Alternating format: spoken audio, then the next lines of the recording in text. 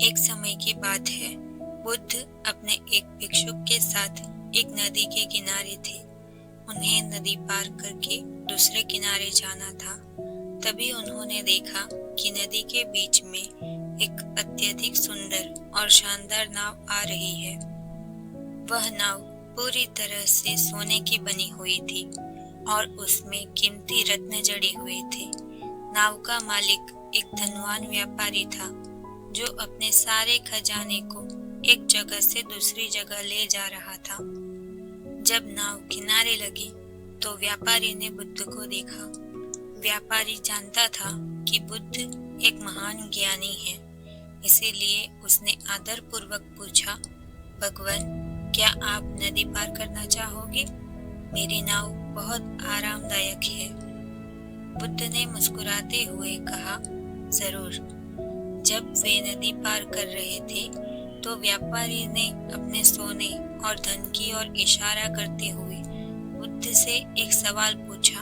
उसने बड़े गर्व से कहा, भगवान, आप तो सब कुछ त्याग चुके हैं। आप भिक्षा पर जीवन जीते हैं, लेकिन देखिए, मैंने अपनी मेहनत से कितना धन और ऐश्वर्य कमाया है।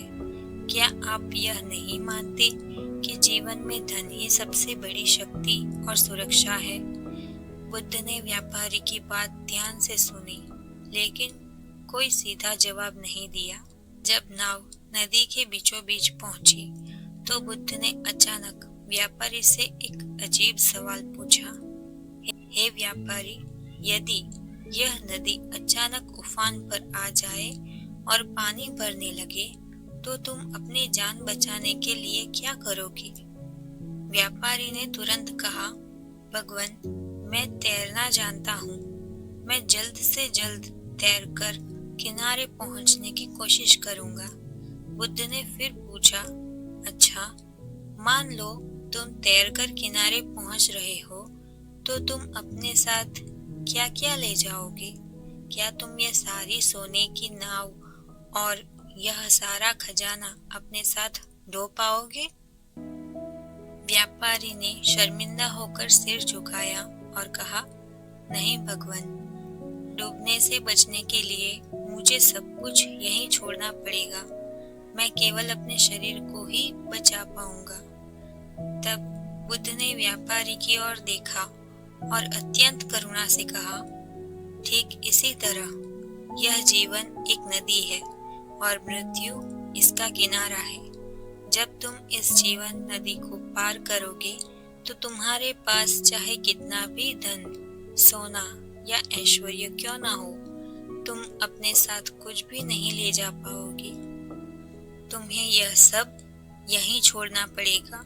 सच्ची शक्ति और सुरक्षा धन में नहीं है, बल्कि अच्छे कर्मों और संयमित जीवन में है। जो तुमने दूसरों को दिया है वो तुमने ज्ञान अर्जित किया है।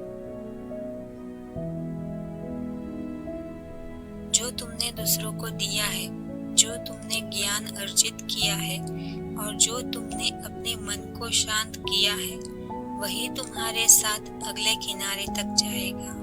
व्यापारी को अपनी गलती का एहसास हुआ। उसने समझा कि सच्चा धन तो मन की शांति और करुणा में है, न कि क्षण भंगुर सोने में। भौतिक संपत्ति और लालच क्षणिक होते हैं और अंततः यहीं छूट जाते हैं। आपका सच्चा धन आपके सद्गुण, अच्छे कर्म, ज्ञान और मन की शांति है। हमें जीवन में धन कमाना चाहिए, लेकिन हमें उससे अपना अंतिम लक्ष्य नहीं बना लेना चाहिए। ऐसी ही कहानियाँ सुनने के लिए बने रहे इस चैनल पर। धन्यवाद।